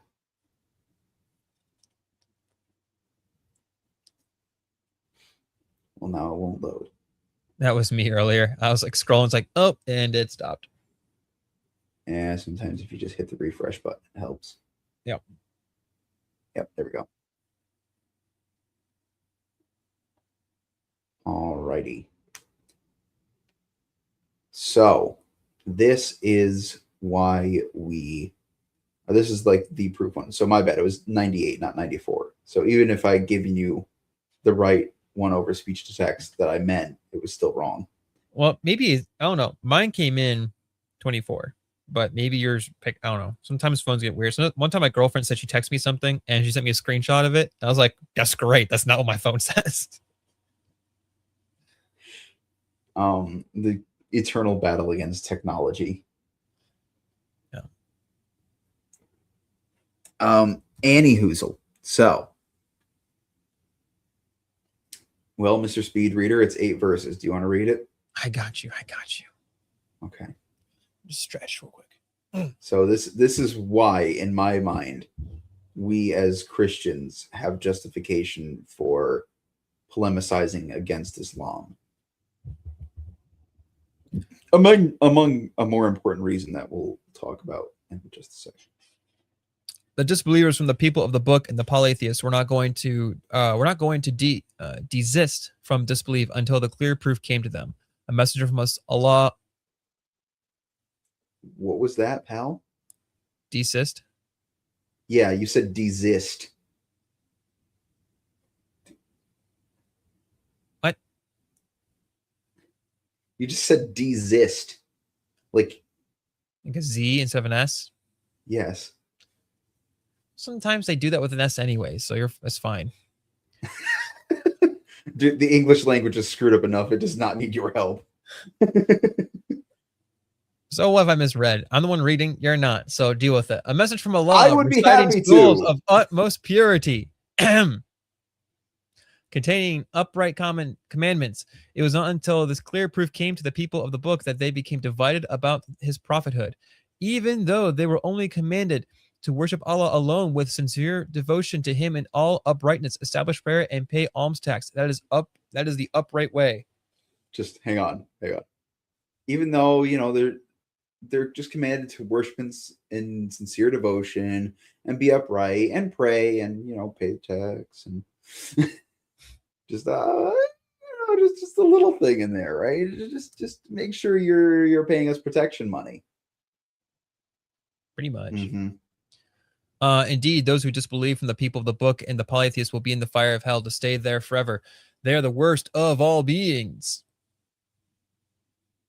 Indeed, those who believe and do good, they are the best of all beings. Their rewards with their Lord will be gardens of eternity under which rivers flow to stay there forever and ever. Allah is pleased with them and they are pleased with them. This is only for those in awe of their Lord. Well, I am certainly in awe of mine, but I am most certainly underwhelmed by yours. No. Really? But this right here, 98:6, indeed those who disbelieve from the people of the book, hey, that's me, and the polytheists, that's not me, will be in the fire of hell, thanks, pal, to stay there forever. They are the worst of all beings. All beings. Not all humans, not all religions, all beings. We are worse than the diarrhea parasite. Nice. We are worse than the men of Al Zut. Well, he did enjoy that. That's true. We are worse than the demons.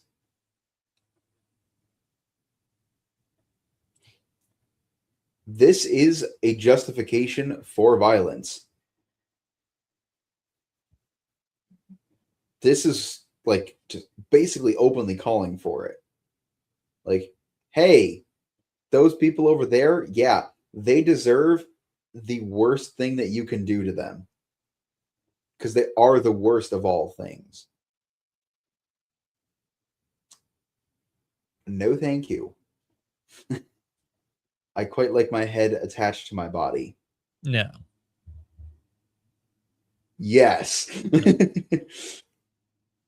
Oh, So, yeah. So I don't want to hear people being like, "You're so mean. You don't need to go after Islam," right? They essentially hitting, they worship the same God as you, right? Like that's something we heard a lot in school. Was, oh well, Jews, Christians, and Muslims all worship the same God.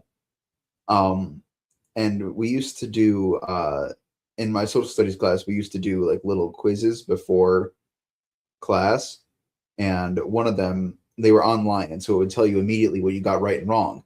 And so I got that question wrong. It said, do Jews, Christians, and Muslims all worship the same God? And I marked no. And it said I got that wrong. And so I called the teacher. I was like, it said I got this wrong. I didn't. He's like, oh, no, you got that wrong. They do. And I was like, well, last I checked, the Jews and Muslims didn't say Jesus is God. So I'm pretty sure I didn't get that wrong. Like there is no Christian who ever has said that. Like I said, Nissa says, if you deny Father, you do not believe in God that we believe. Therefore, you are not one of us. Get out. Exactly. Yeah. Yeah. No, that's exactly right. And like, just the quickest reading of any of the scriptures of any of the faiths will tell you, okay, no, these three don't all worship the same. Well, if you read the Jewish scriptures and the Christian scriptures, you'll come to the conclusion, okay, yeah, it's the same God. But if you read the Quran, you will get a very, very different picture of God. And to say that we believe in the same God is extremely ignorant, even the Quran is like, no, these guys don't believe the same things. Yeah. And because they don't, they're the worst. Literally the worst of all beings. They're worse than the demons. And the Jews today, with their new interpretation of God, don't even worship Right. the same God, technically. No. Not. So- I wouldn't even say technically. They We can stop profess saying- a singular person of God, a Unitarian God. So we can stop saying, because some people will say, well, they believe in the Father, but we just believe in also adding Jesus. Like, no. You can't have the Father if there is no Jesus. So no. Yeah. That's literally Arian. Yeah, no, that would be an interesting polemic for Judaism of like, did God change to become the Father? I mean, that's literally Gregory Nyssa's response to eunomiism. His letter to him was like, if you mean this, great, we're on the same page. However, and he goes on this tangent. He's like, so because of that, go with the Jews because you're not one of us. Right. You believe in a God you call Most High, but he is in fact not God. Nope. But yeah, because we are the worst of creatures, we deserve the worst of things. So I'm sorry when you are going to come after me and my family for what I believe. I'm going to come after you for what you believe. The difference between us is I'm not enough of a coward to use violence to make my argument. Yeah, you don't. I was saying this earlier that you can push back on a Christian, and if they're an actual follower of Christ, they're not going to dox you. They're not going to threaten to kill you. They're not going to threaten to make your wife their concubine and to grape them and all those things. Again, we're not monetized and we're not going to get struck. It's like TikTok and Instagram do monitor those things though. Okay, get over it. You're fine. We'll see. And here's the thing too. If I ever have to clip something from here, then I also can't use it because we don't censor it technically. It's not like people don't know what you mean if you say that. It's just a way to get around the sound system. Okay. Anyways, we don't threaten you with those things. If someone does, they're definitely not a follower of Christ. Muslims because Christ tells you not to do that. Oh yeah, quite literally. But Muslims have precedent to do those. In fact, I laughed. You weren't here for it, Caleb. There's an entire section of Surah 24 where it's talking about to not invade homes and all those kinds of things. Like, make sure you have permission. And I said, joke's on you. Allah did that. And, Muhammad did that. So clearly he doesn't follow his own teachings, Allah's own teachings. So he's clearly supposed to be stoned and lashed and all those things, but he never was. Funny how that works. I know. But like you see with like Jesus and whatnot and IP, and these are just two recent videos that came out, and Avery and IP were being stalked like in person while they're going to a church to speak. Wives being threatened. You had David actually getting his wife called up, and his brother had to come over just to watch her, make sure she was going to stay alive. IP actually has to move his house just so he can keep doing what he does without them trying to kill his, unborn child and wife and young daughter. I said you can say that this is just a few of them. It's like in the East, this is common practice. In the West, if they don't do it, it's because they're very westernized. Therefore, they do not know what the Quran. Or they just don't have the power, or they don't have the power to do it yet. Yeah, I was just trying to go for the more generous take. Yeah, the generous take, pretty much.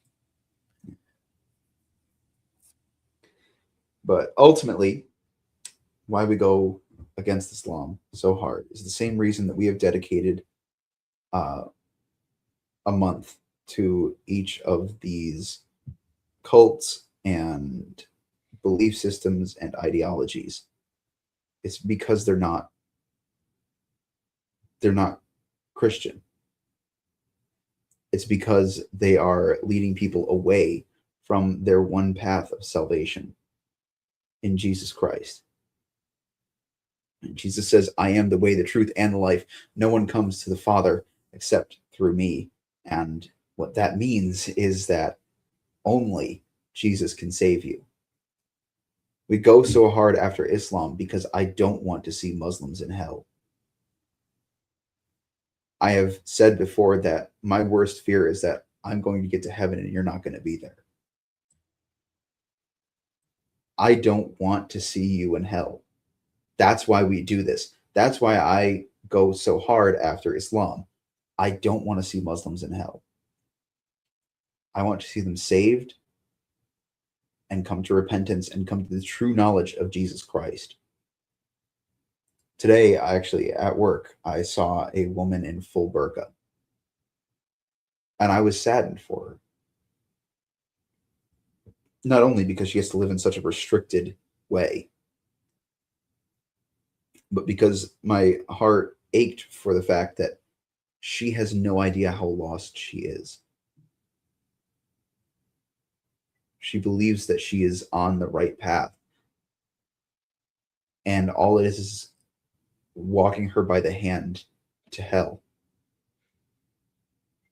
If I can tell a personal story, I was writing in my Bible study that I'm doing on Hosea in the commentary. And I talked about a family member who is not saved. And my mom likes to read the commentaries, so I'll send them to her. And she texts me back this morning saying that she knows the family member doesn't go to church, but she would hesitate not to call them a Christian because the person thanks God for things. And I was like, okay, that's all well and good, but he doesn't live in a way that's Christ-like. He mocks Christianity openly. He once pointed and laughed at me for thinking that a man walked on water. And I guess the point I'm getting at there is like just saying, well, sure, he doesn't go to church, but since he thanks God, he's a Christian. It's like that. I understand because we love him, we don't want to think about this kind of thing, but the most loving thing to do would be to point out that he is not saved. He's not. He is on his way to hell, and I'd rather not walk him there by the hand. It's the same thing for the Muslims. I want them to come to Christ. Not because, like it gets me anything. Truthfully, it doesn't. Right? Josh can tell you we have spent a lot of time and money, neither of which are we getting back, trying to bring people to Christ. We don't get anything out of this, at least in this world. We do this because we love people, because we want to see them come to know the true God, the one true triune God. For it is only by him that they can be saved. Something, I can't remember what his name is now, I'm blanking. But there was a man being interviewed and he was asked about his Christian faith. He's like, why are you a Christian? He said, well, I looked at all of these other belief systems, right? Buddhism states that Jesus is an incarnation of the divine essence. It says that he's a way. Islam says that Jesus is a prophet. Atheism says that he was a good moral teacher. Even Judaism, to some degree, depending on which Jew you ask necessarily, but Judaism generally as a whole looks at Jesus at the very least as a very intelligent teacher. They all say good things about him. What does Jesus say about himself? He says, I am the way, the truth, and the life. No one can come to the Father except through me. That's what Christ says. So if all of these systems and beliefs and ideologies are pointing at Jesus and saying, yeah, he's got it right, and Jesus says, well, I'm the only way, man, we should be working so hard to get people to that way. We should be making it our top priority that people know the truth. And we should be devoting our lives to making sure that people have the life. Because no one gets to heaven without it.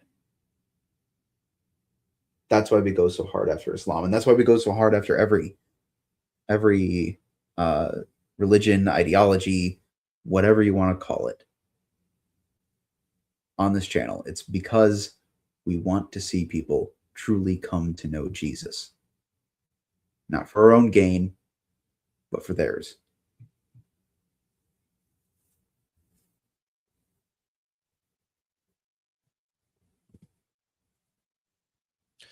Yeah, this entire ministry started 3 years ago. 3-4 years Time ago. flies. Caleb joined in year 2. No? Yeah. Well, you're going into your second year. Yes. I think- We're closing on year number 2 in December. Year number 2 for you. Yeah. But it started with a general interest in helping people to come to know that the Christianity is defensible and it is reasonable. And I was getting into stuff, and then ran into Caleb, who we go back a ways. Not always a good go back a ways. We had some rough spots, but then we had some good spots. But I remember doing my internship, and I said, "You know me better than most people in this church, so would you be my accountability partner for this internship I'm doing?" And he had an idea after I offered it to some extent. He was into theology and stuff, and he had an idea to open the avenue for polemics specifically. And so that was an avenue we decided to open up. And so it's all built on the same idea of Christianity is the truth. We want people to know the truth. We want people to know the one true God. We want to know the Lord Jesus, and we want them to be saved through Christ. As it says, no one comes to the Father except through the Son. So that's the reason why we do everything here, is to draw that back, that we have fun doing the other things too that are not always the most heavy-handed or I don't know, serious focused, sure, but in the end, is the focus is to bring people to Christ. The mission has always been, even if we reach one person, we've done our job. Amen. So with all that said, Caleb and I will be on the road Thursday. We will be streaming. It would be a very different stream in that we will be streaming a large portion of the day. I don't know if we'll probably do a bunch of streams throughout Thursday. We'll also get some recordings in this weekend and some other streams this weekend. Hopefully make some connections, but also more importantly, hopefully we'll be able to find some new things for you guys. You know, if you're a Christian, hopefully find you guys something that you can use to either strengthen your faith or to help you with a conversation with those who are not of the faith, so they can you're able to help them with some of the things they are struggling with or the things that they believe that are not necessarily true.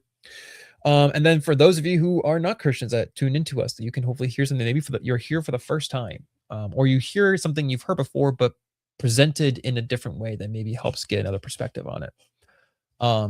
So we'll begin to do that this weekend. So you should be seeing us pretty active, I think, this weekend, and we should have some pretty good stuff for the next few weeks from that. But our next stream will be Thursday, Lord willing, on the road from a phone, which is going to be interesting. We only can stream to maybe one platform. I think we can maybe get StreamYard to do 2 platforms with our phones. We'll see. And we'll probably stream that the weekend, but then next time we'll have a sit-down stream like this in the original normal setting. Will be Tuesday. We might do some other weird streams. What's that? God willing. Oh yeah. So with all that said, please like, share, subscribe the channel, the videos, the streams. Yes, Join turn our on the Discord. notification bell, because we are going to be going live early on Thursday. We are not going to be going live at 8 p.m. We are going to be going live probably around 8 a.m. Actually, probably a little earlier than that because I want to be on the road before 8 a.m. Yeah, we were on the road by 7:30, I think it was. Yeah. Yeah, so we'll be on the road. We'll be streaming, so be on the lookout for that. Come join us. Join our Discord too if you want to be able to reach out to us more personally instead of just over comments. We'll read comments. We don't really respond to comments as much anymore unless it seems really important. It's just a matter of time and dedication to things. But if you want to better catch way up to reach us is the Discord. Yeah, get in Discord and you'll get to hang out with us and a few other people from different backgrounds and practices. We got people who are Christians and non-Christians, people within Christianity of different denominations and perspectives. And it's a nice mixture. You'll get to hear a nice array of opinions and stuff. So feel free to join that, have some fun. And be on the lookout. Tomorrow we have a video from Caleb coming out. I broke up his last presentation from the LDS into 2 parts since we won't be able to record this Friday. This one will be finishing the Book of Mormon. The week after we'll be getting into Doctrines and Covenants. This Thursday I have a video reflecting on Athanasius and the eternal generation and what's argued for at Nicaea. It's about a 45 to 55 minute video. I thought it was going to be 15 minutes, and then I just had too much fun talking about the Trinity. So I kind of got sucked in. Amen. Based. So based. Friday, we'll find something to post Friday. I don't think we have anything officially yet. Well, you got all of tomorrow to figure it out. Yeah. Sure. Maybe we'll post like also sorry, real quick, the I believe street evangelism is on Friday. Oh yeah, that'd be cool. So that could be something we do. Yeah, I'm reading the microphone sets. I'm trying to find the small clip ones that we use that you don't like, but they're just easy, they're safer for outside. I don't know where they are right now, so I might have to bring the magnet ones or see if I can order new ones and get them overnight shipped. I'll need to do that now if I'm going to do that. Anyways, so yeah, with all that said, Lord willing, we see you guys on Thursday over the streams, and God bless. Thanks for joining us. Thanks for all the people who joined early on. We had a good number at the very beginning, so I now know what we should do from now on beginning to hopefully reach more people and have some more fun. With all that said, we'll see you guys next time. Deuces.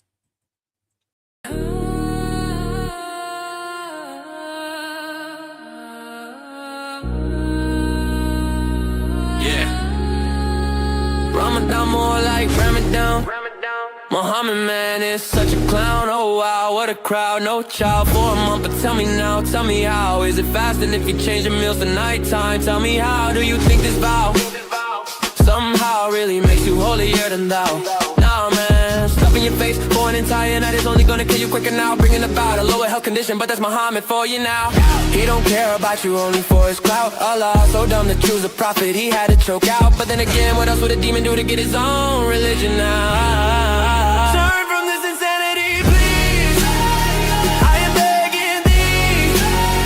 Turn away from these awful things. Come to the light where there's a God who actually cares for thee. Actually wanted the best of things for you and me. I mean, consider that this prophet is a warlord. This ain't news, you had to have heard that before.